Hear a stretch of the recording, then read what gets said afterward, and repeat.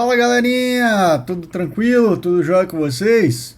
Estamos aqui para mais uma aulinha, né? A gente já comentou, a gente já teve aulas falando bastante sobre imagens, a gente teve algumas aulas falando sobre som, e aí a gente vai culminar né, toda essa parte de multimídia que a gente estudou até o momento, falando sobre vídeo, ok?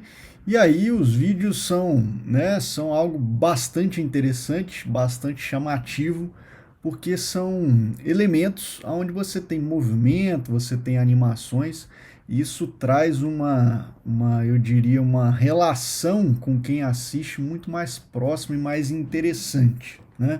E aí tem muita coisa bacana da parte de vídeo. Vamos lá então?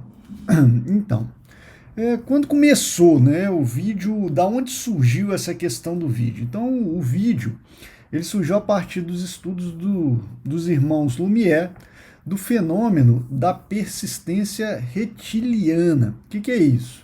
Esse conceito ele descreve a capacidade do cérebro humano em reter a luz na retina, mesmo após a estimulação da fonte de luz ter sido removida. O que acontece? Né? Esse fato significa que um vídeo com 10 quadros por segundo, por exemplo, ele já é capaz de dar a sensação ao nosso cérebro que as imagens estão em movimento. Então, aqueles vários desenhozinhos, né, um em cada página, onde você vai passando a página e aí você tem a impressão que aqueles elementos estão em movimento. Aqui um vídeo antigo de um cavalo, né, cavalgando, e cada imagem ela está numa posição do cavalo e conforme a rapidez que essas imagens são passadas, dá a famosa impressão que o cavalo realmente está em movimento, né? Que é a essência também foi desde os primórdios a essência do vídeo, ok? E aí a partir dessa ideia, com o surgimento da fotografia instantânea, os irmãos Lumière eles inventaram um aparelho que se chamava cinematógrafo em 1895, que ele era um aparelho capaz de capturar as imagens, né? Ele capturava as imagens em movimento, isto é, né, quadro a quadro ali, digamos assim, ele revelava instantaneamente essas imagens e era projetado numa superfície de ecrã, numa tela.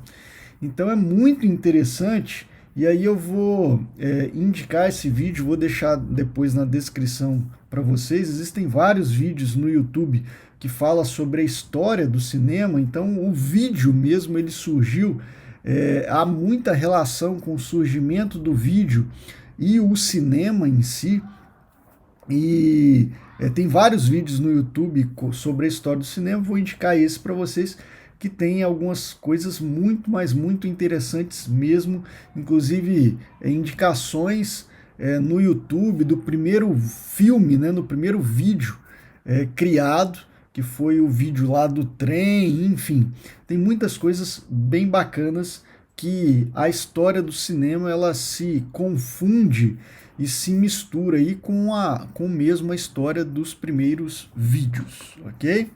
Bacana. E aí, em 1941, e aí a gente dá um salto bastante grande, surgiu a primeira câmera de vídeo desenvolvida pela RCA, totalmente eletrônica, porém só depois de 10 anos, em 1951, e após algumas atualizações, é que ela se tornou realmente mais simples e compacta. E aí não sei se vocês, né, se lembram bem, pelo menos é da minha época de criança, os primeiros vídeos eles eram todos analógicos, né? Alguém se lembra dos famosos videocassetes e fitas magnéticas VHS, ali tá, né, uma fotinha aqui da fitazinha, lembrando que para devolver lá na locadora tem que rebobinar, né? Então para quem não é dessa época não vai entender o que eu falei. E aqui o videocassete, né? Os famosos videocassetes, 7 cabeças, não sei quantas cabeças, enfim, né? E posteriormente o vídeo digital foi desenvolvendo, fato que facilitou a manipulação dos dados para edição, transmissão e armazenamento. Hoje é muito, a gente pode fazer um vídeo com um elemento atualmente que está em nossas mãos, que é o celular, mas nessa época era inimaginável você fazer algo do tipo, né? Eu me lembro muito bem quando eu tive a primeira câmera digital, que era uma câmera que só fazia fotos e alguns videozinhos bem precários, mas como as coisas evoluíram nesses últimos anos relacionado à facilidade, principalmente a facilidade de produção e edição de vídeo, questão de, hoje em dia é muito comum a gente falar de webconferência, esse próprio vídeo que eu estou produzindo para vocês e colocando numa plataforma digital para todos assistirem, como a questão da democratização e facilidade de produção de vídeos, ela realmente democratizou e virou uma facilidade, uma febre mundial, né? Bem bacana isso. E aí a gente vai falar de alguns termos relacionados ao meio do vídeo, né? O FPS, que é o frames per second ou frames por segundo, ela é muito utilizada, né? É um termo muito utilizado em vídeos, se referindo à quantidade de imagens, que são os chamados frames por segundo, que um vídeo possui. Quanto maior o FPS, de mais qualidade é a sensação de movimento do vídeo, porque mais imagens foram capturadas por segundo e com certeza vai dar uma suavidade em toda a linha de movimento, principalmente, né, quando você tem vídeos em câmera lenta, né, ou você quer produzir algum vídeo que pegue algum elemento em alta velocidade ou algo do tipo, quanto mais FPS, mais detalhes você vai capturar. Para animações, usa-se 24 a 30 frames por segundo e em filmes com alta definição, normalmente usa-se 60 frames por segundo. Aqui está uma imagenzinha muito utilizada para o pessoal, por exemplo, que joga, né, games, e aí não relacionada aos vídeos, mas existe também a questão do FPS para a galera aí que gosta de jogar online, que gosta de jogar games aí também. Então, para o pessoal aí, né, mais novo que joga online, o FPS é um fato bastante comum, é um termo bastante comum. Quanto mais FPS, melhor. E aí depois vocês vão ver que quanto mais FPS, né, no vídeo, essa relação aí de qualidade e FPS, daqui a pouco a gente vai discutir um pouco mais sobre isso, ok? Mas existem vídeos hoje em dia como eu falei, principalmente se for filmar elementos em alta resolução, igual, eu vou filmar lá um pingo de água caindo, né? Quanto mais FPS, melhor. E aí vamos falar um pouquinho sobre padrões de vídeo. Cada padrão de TV implica numa forma diferente de se codificar as imagens, transmiti-las e gravá-las nas mídias, né? Seja fita, DVDs, discos, independente do seu formato. Assim, são específicas a velocidade de gravação, a forma pela qual a cor é gravada, o número de linhas que constituem a imagem, não confundir com definição. E aí, em mídias e aparelhos mais antigos, uma fita ou DVD gravados em um país podem não ser assistidos em outro, ou, na melhor das hipóteses, somente podem ser vistos em branco e preto, ok? E aí, antigamente, né, hoje em dia, talvez pelo fato de ser tudo digital e grande parte dos vídeos estarem na internet ou em algum formato de vídeo digital, é mais incomum, né? Não é tão comum você ver essa diferença de padrões de vídeo, mas eu me lembro muito bem, antigamente existiam algumas configurações, quando você ia instalar um DVD, um videocassete ou qualquer outro equipamento aí de vídeo, que pedia lá para você escolher os padrões de vídeo. E aí era bem comum, né? Daqui a pouco a gente vai comentar o padrão NTSC, o PAL, enfim, que são justamente essas formas ou essa forma de gravação Então existe todo um padrão de gravação, de relação de cores, de linhas, que fazia parte da configuração lá de captura dos vídeos. E atualmente, com a tecnologia digital, né, e a alta definição, foram desenvolvidos e difundidos novos padrões de TV. Ainda que baseados nos padrões de TV analógica, eles são totalmente digitais e contemplam uma alta qualidade de imagem e som, além de diversos recursos interativos. Os recursos interativos, eles acabaram não vingando muito. Eu me lembro muito bem quando surgiu a TV digital aqui no Brasil, houve muita discussão de qual padrão adotar, se era o americano, se era o europeu, enfim. E aí, eu não me lembro, não me recordo ao certo qual padrão, se não me engano, o Brasil adotou um padrão específico, né, com algumas coisas melhores de cada padrão que já existia anteriormente, e um dos recursos bastante discutidos era a questão da interatividade e tal, coisa que eu acho que não vingou muito justamente pelo fato da internet ter suprido essa questão da interatividade. Então, enfim, mas é uma possibilidade de recurso de interação da TV digital, ok? Que também faz parte de um padrão de vídeo, né? E aí, falando sobre o padrão NTSC, ele é um formato de vídeo analógico criado pela indústria norte-americana, National Television System Committee, em 1953. Era um formato para transmissão de TV a cores, compatível com o já existente formato preto e branco. Olha só que interessante. De maneira resumida, o NTSC ele convertia imagens preto e branco para colorido.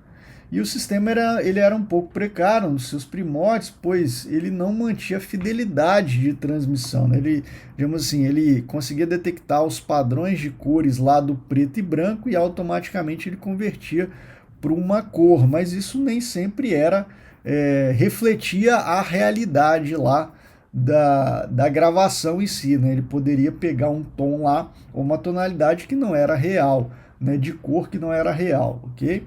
E com o tempo o NSC foi se aperfeiçoando, ok? Outro padrão bastante conhecido, analógico, era o PAL, surgiu como alternativa ao NTSC para eliminar seus problemas. Foi melhor aceito no Brasil devido à melhor compatibilidade da frequência da corrente elétrica. É um formato melhor que o NTSC NTSC, ali está errado, ok? NTSC. Devido ao melhor contraste e nível de detalhamento da imagem. Então, outro padrão aí de vídeo analógico bastante conhecido. Eram os dois mais conhecidos, o NTSC e o PAL. O formato depois veio o HDTV, surgiu primeiramente com os japoneses, no formato analógico na década de 70. Olha só que interessante, às vezes a gente acha que o HDTV é recente, mas não. E posteriormente foi modificado pelos americanos para uso doméstico. Ele foi se aperfeiçoando, sendo atualmente 2 vezes melhor que o sistema de TV convencional, além de possuir melhor representação de cores. O sinal de vídeo foi um grande ganho também. Nesse formato também pode ser comprimido em 1/70 em média. Olha só que legal. Isso é um vídeo de 1 GB pode ser reduzido para 20 megabytes sem sofrer modificações visíveis da imagem original, o que facilita demais a transmissão, porque quanto maior às vezes a qualidade, o tamanho, os frames, maior o vídeo fica em armazenamento, e aí é toda a dificuldade para transmitir isso, ok? E aí a gente vai entrar agora no aprendizado de alguns formatos de vídeo. Não vamos falar todos, mas vamos falar de alguns. O formato MPEG foi o primeiro padrão de compressão de vídeo digital, criado no final da década de 80.